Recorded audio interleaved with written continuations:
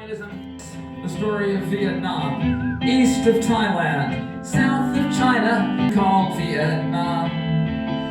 They fought for centuries to free themselves from the Chinese. They wanted independence for so long.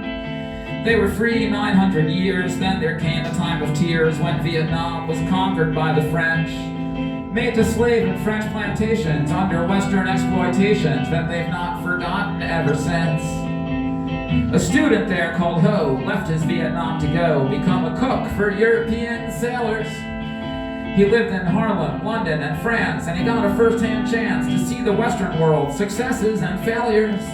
After World War I's collapse, when the world redrew its maps at the treaty meeting in Versailles, Ho attended pleading they'd give Vietnam its freedom, but they wouldn't even let him try it.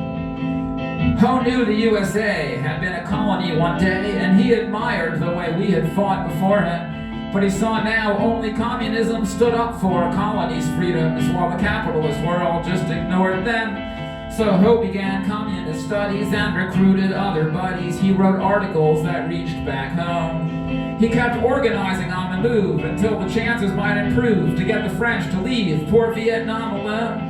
And then in World War II's events, when the Nazis beat the French, France's colonies were taken by Japan. So Ho returned to Vietnam after decades being gone. It was time to fight for real, not just to plan.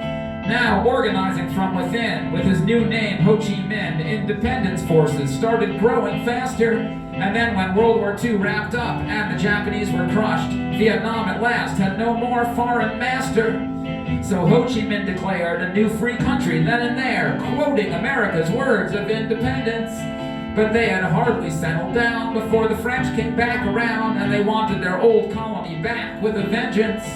So began an 8-year war the world had never seen before, a tiny colony against a Western nation. And the USA, for shame, loved independence just in name. We funded France to fight this liberation. Why? Because in 1949, the communists had won in China, so the US wanted Europe in control there. So Vietnam now had the challenge of being right between the balance of big forces all trying to have a hold there. Then, unbelievable but true, in 1954, Dien Bien Phu, France was beaten, Vietnam was free in triumph. The guy in charge on France's side even committed suicide when he realized little David really beat Goliath. But the powers in the West would only compromise at best. We said, okay, Vietnam can have its own elections, but you have to wait 2 years. And right now, to calm our fears, we'll cut the country in 2 temporary sections. The communists can have Hanoi, but the US will employ this corrupt guy named Diem to run Saigon.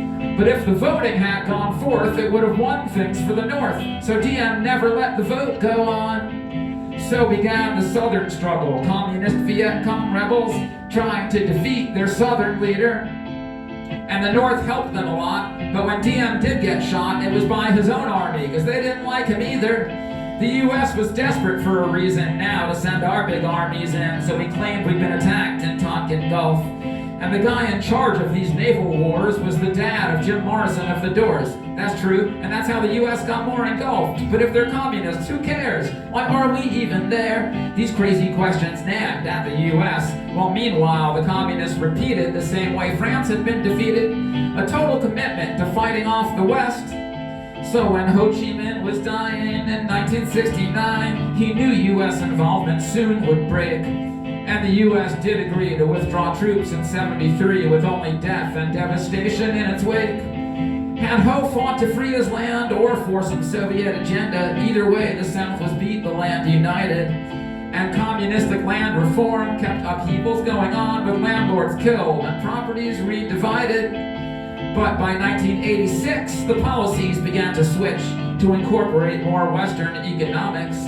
So now, like China, it's a mix of East and Western politics, with the violent weight of history upon it. And that brings us up to Complete History of Communism, Part 7, the story of Cuba, but not tonight.